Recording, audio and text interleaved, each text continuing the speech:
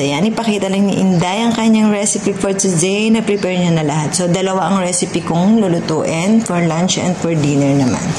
Ayan. So, ito na yung aking for lunch, American rice with stroganoff beef and chutney sauce. Okay, yan. So, yung chutney sauce ko tapos na. I-mix ko na lang yung lab nut tsaka water later para dito. Yan na yung sauce niya. And then, etong stroganoff ko, so, kinat ko yan ng cubes na maliliit. So, ito na yung onion para sa on top and syempre, turmeric para sa rice. Ayan. And then, ito yung onion ko para sa beef and spices. Naka-ready na lahat. Yan. So, guys, eto na. Mag-start na si Inday sa kanyang cooking with love. So, ayan, 3 tablespoon na oil. And then, 6 onion, cut long. So, kailangan ipa-crispy yan. 3 tablespoon na oil lang, ha? So, nagleles talaga sa oil dito para talagang healthy. Kasi, napaka-unhealthy ng super daming oil. Yan. So, ipapa-crispy muna ng yan. See you later. So, guys, ayan. Tapos na yun sa onion. Na-crispy ko na siya. Ayan. So, keep aside. Tapos, mag-i-start na ako sa meat. And then, ito na yung boiling ko na water para sa rice. Ilalagay ko na yung turmeric na 4.5 teaspoon. So, ito na yung rice. Tinanggalan ko pa yan ng mga black syempre. At saka, winash ng maigi. So, start na ako. Habang nagbo-boiling yung water ko, mag-start na ako sa aking meat. So, guys, ito na yung meat.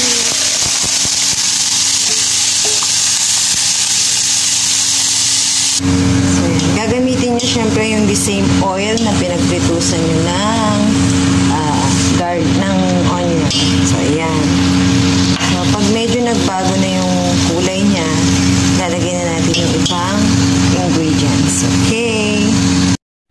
So, guys, ayan. Nilagay ko na yung American rice. So, habang nagbo-boil siya, ito naman yung meat ko. Ayan. So, nag-watery na yung meat.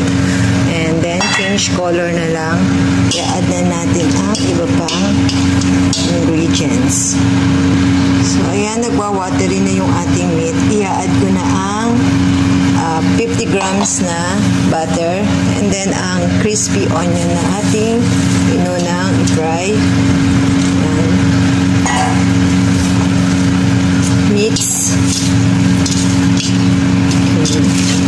So, ayan, nilagay ko na yung butter at saka ang onion. So, ilo-low fire yan, then cover hanggang sa mag-dry ng konti ang kanyang meat.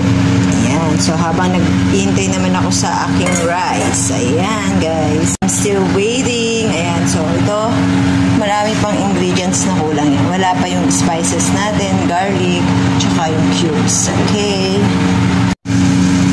So, ayan, guys. Medyo na-dried na ang kanyang water. So, ito na, i-add ko na ang cubes at garlic.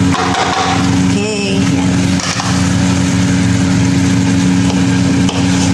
Kailangan yung cubes natin, make it sure na talagang dissolve siya.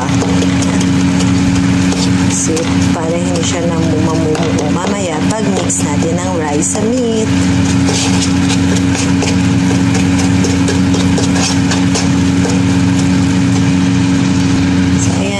Na-mix ko ng maigi. Wala na rin yung cubes na buo. So, spices na tayo. So, ito na yung lahat ng pinagsama-samang spices. Ayan.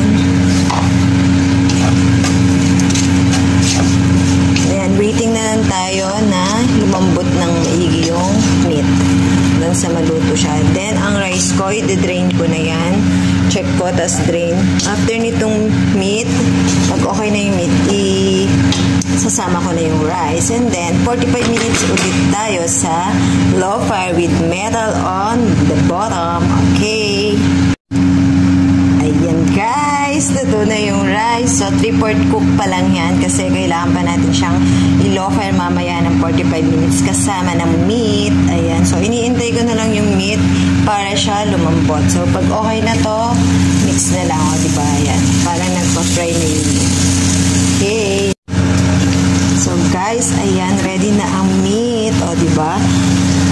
tablespoon oil lang yan and then 50 grams na butter. Pero tingnan nyo yung oil niya, oh. Ang dami dito. Dito, lumuta. So, nimix na natin ng rice and then 45 minutes.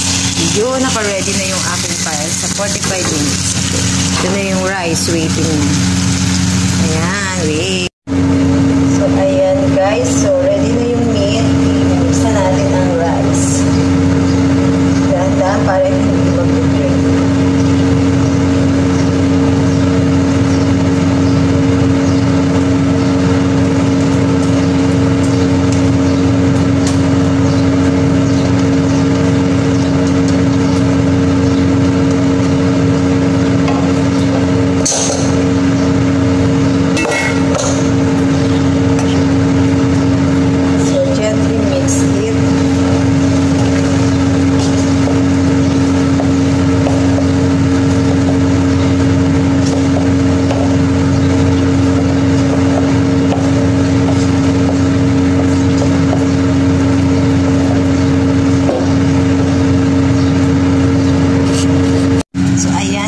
Ready na siya. Dinagdagan ng konting salt ni Inday. Kasi yung salt niya walang measurement. Okay, tansyahan ni Inday yan. So, cover. And ayan na yung cooking time ng 45 minutes. So, yan. Tapos, serving plate na natin ita-transfer. So, thank you for watching and God bless all. Bye!